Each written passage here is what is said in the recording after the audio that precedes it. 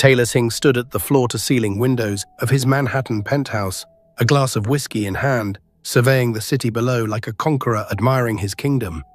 At 35, he had built an empire through ruthless business deals and an unshakable confidence that he could win at anything.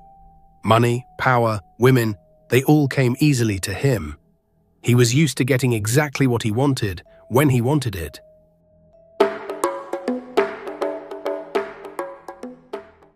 Tonight was no different. His penthouse was filled with New York's elite, celebrating another successful merger that had made Taylor even wealthier. The champagne flowed freely, and the laughter of beautiful women echoed through the marble halls. Taylor moved through the crowd with practiced ease, accepting congratulations and admiring glances with equal indifference. "Taylor, my friend." A voice cut through the noise. Eric White, Taylor's oldest friend and fiercest rival, approached with a grin that Taylor recognized immediately. That grin meant trouble. Eric was one of the few people who could challenge Taylor without consequence. They had grown up together, competed in everything from college grades to business deals, and maintained a friendship built on mutual respect and constant competition. "Eric," Taylor acknowledged, raising his glass. "Enjoying the party?" "Always," Eric replied, his eyes gleaming with mischief. "But I've been thinking about something. You and I, we've competed in everything, haven't we? Business, sports, even women." Taylor smirked. "And I've won most of those competitions." "Most," Eric agreed with a laugh, "but I've got a challenge for you tonight. One I don't think you can win." The room seemed to quiet around them as other guests sensed the tension. Taylor set down his glass, his competitive instincts immediately engaged. "I'm listening." Eric leaned in closer, his voice dropping to a conspiratorial whisper that still carried to the nearby crowd. "I bet you couldn't marry a woman who doesn't fit your usual type, someone who wouldn't normally turn your head, and you'd have to stay married for 6 months. Taylor's eyebrows rose. "That's your challenge? Marriage? Not just any marriage," Eric continued, his grin widening. "A real marriage, living together, acting like a couple, no separate bedrooms, no running away when it gets difficult. 6 full months." "And what do I get when I win?" Taylor asked, because he never considered the possibility of losing. Eric pulled out his phone and showed Taylor a number that made even the billionaire pause. $5 million, plus bragging rights for the rest of our lives. The crowd around them gasped. Taylor felt the familiar rush of competition flooding his veins. $5 million meant nothing to him financially, but the challenge, the game, the chance to prove once again that he could conquer anything, that meant everything. "And if I refuse?" Taylor asked, though he already knew his answer. "Then everyone here will know that Taylor King, the man who claims he can win at anything, was afraid of a simple marriage." Taylor laughed, a sound that carried both amusement and arrogance. "Afraid? I've never been afraid of anything in my life. You have yourself a deal, Eric. 6 months, I'll show you exactly how this game is played." Eric's grin turned calculating. "Perfect, because I already have someone in mind. Her name is Maya Brown." Days later, Taylor sat in an upscale cafe, waiting for his first meeting with Maya Brown. Eric had sent him a single photo and a brief description. Confident, independent, works as a social worker, not impressed by wealth. The photo showed a woman with warm brown eyes and a genuine smile, fuller-figured than the models Taylor usually dated. He had looked at the picture for exactly 5 seconds before putting his phone away. To him, this was just another business transaction, another deal to close. When Maya walked into the cafe, Taylor immediately noticed how she carried herself. There was no hesitation in her step, no self-consciousness about her size, no apparent desire to impress him. She wore a simple grey dress that suited her and her hair in bun. She spotted him immediately and walked over with purpose. "You must be Taylor King," Maya said, extending her hand before he could stand. "And you must be Maya Brown," Taylor replied, taking her hand. Her grip was firm, confident. "Please, sit down." Maya settled into the chair across from him, her eyes studying his face with an intensity that made him slightly uncomfortable. Most women looked at him with admiration or desire. Maya looked at him like she was reading a book she'd already heard the ending to. "Let's not waste time with pleasantries," Maya began, folding her hands on the table. I know about the bet.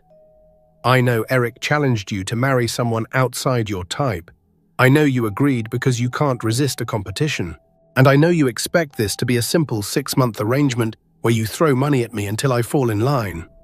Taylor sat back, genuinely surprised for the first time in years. Eric told you everything. Eric is more honest than you'd think, Maya replied with a slight smile. He thought I deserved to know the truth before meeting you. He also thought I'd refuse. But I didn't. Why? Taylor asked, his curiosity genuinely piqued. Maya's smile faded slightly, replaced by something Taylor couldn't quite identify. Sadness? Resignation? Let's just say I have my reasons. They're personal and they're mine. You don't need to know them to complete your bet. Fair enough, Taylor said, though he felt a strange frustration at her secrecy. He was used to understanding people, used to finding their weaknesses and motivations. Maya was already proving to be more complex than he'd anticipated. So you're willing to go through with this? 6 months of marriage? Under certain conditions, Maya said firmly. I want my own space within whatever home we share. I want to continue my work without interference. I want respect, even if I don't have your love. And when the 6 months are over, we walk away cleanly. No drama, no complications. Taylor considered her terms. They were reasonable, actually easier than he'd expected. Agreed. Anything else? Yes, Maya said, her eyes meeting his with that same intense gaze. Don't try to change me, Taylor. Don't try to make me into one of your usual women. I am who I am, and that's not going to change just because I'm wearing your ring. Something about the way she said it made Taylor pause. There was strength in her voice, but also a hint of vulnerability he couldn't quite place. I wouldn't dream of it, he said, though even as he spoke, he wondered if that was true. Their second meeting took place at Taylor's lawyer's office, where they signed the prenuptial agreement and marriage documents. It was cold and businesslike, exactly what Taylor preferred. Maya read every page carefully, asked intelligent questions, and signed with a steady hand. No tears, no second thoughts, no romantic delusions about what this was. We're getting married next week, Taylor informed her as they left the office. Small ceremony, just the legal requirements. I've already arranged everything. Of course you have, Maya replied, a hint of amusement in her voice. You're used to controlling every situation, aren't you? It's served me well so far, Taylor said, not bothering to hide his arrogance. Maya stopped walking and turned to face him. Taylor, let me tell you something. I'm not one of your business deals. I'm not a company you can acquire or a competitor you can crush. The next 6 months are going to teach you something you've never learned. And what's that? Taylor asked, crossing his arms. That some things can't be won, Maya said softly. Some things can only be earned. The wedding took place exactly 1 week later in a small courthouse ceremony. Taylor wore an expensive suit, Maya wore a simple white dress, and Eric served as their witness with a knowing smile that irritated Taylor more than he wanted to admit. The judge pronounced them husband and wife in less than 10 minutes. There was no kiss, no celebration, no joy. Just two people legally bound together by a bet and secrets. After the ceremony, Taylor drove Maya to his penthouse. She was quiet during the drive, staring out the window at the city passing by. Taylor found himself stealing glances at her, trying to understand what she was thinking. She remained an enigma, and that frustrated him. Welcome home, Taylor said as they entered the penthouse. The space was massive, decorated in sleek modern style with expensive art on the walls and designer furniture throughout. It was a testament to his success, his wealth, his power. Maya walked through the space slowly, taking it all in. Her expression remained neutral, unimpressed. It's very you, she finally said. Is that a compliment? Taylor asked. It's an observation, Maya replied. Where's my space? Taylor showed her to a bedroom suite on the opposite end of the penthouse from his own. It had its own bathroom, sitting area, and balcony overlooking the city. He had it decorated by an expensive designer filled with luxurious furniture and artwork he thought she'd appreciate. Maya stood in the doorway for a long moment before speaking. 6 months, Taylor. Not a day more. 6 months, he agreed. and so began their strange cohabitation. The first few weeks of marriage were a study in frustration for Taylor King. He had entered this arrangement with absolute confidence that he would maintain control, that Maya would eventually bend to his will like everyone else in his life. He was wrong. Maya refused everything he offered. When he presented her with expensive jewelry, she politely declined. When he suggested shopping at designer boutiques, she laughed and said her clothes suited her just fine. When he arranged for them to attend high society events, she often found excuses to stay home. She continued working at the community center where she'd been employed for years, leaving early each morning and returning in the evening with stories about the families she helped. "You don't have to work anymore," Taylor told her one morning over breakfast. "I have more than enough money to support us both." Maya looked up from her coffee, her eyes steady. "I don't work because I need money, Taylor.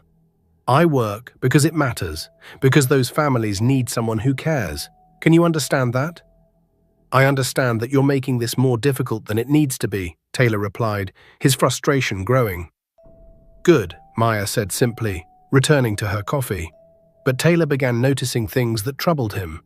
Maya would sometimes skip meals, claiming she wasn't hungry. She declined invitations to expensive restaurants, preferring to eat simple food at home. On several occasions, he found her sitting on her balcony in the evening, looking exhausted in a way that seemed deeper than just tiredness from work. One evening, Taylor came home early and heard Maya on the phone in her room. Her door was slightly ajar, and he paused in the hallway, knowing he shouldn't listen, but unable to stop himself. "I know, Mom." "I'm being careful," Maya was saying, her voice soft. "Yes, I'm taking my medications." "No, he doesn't know.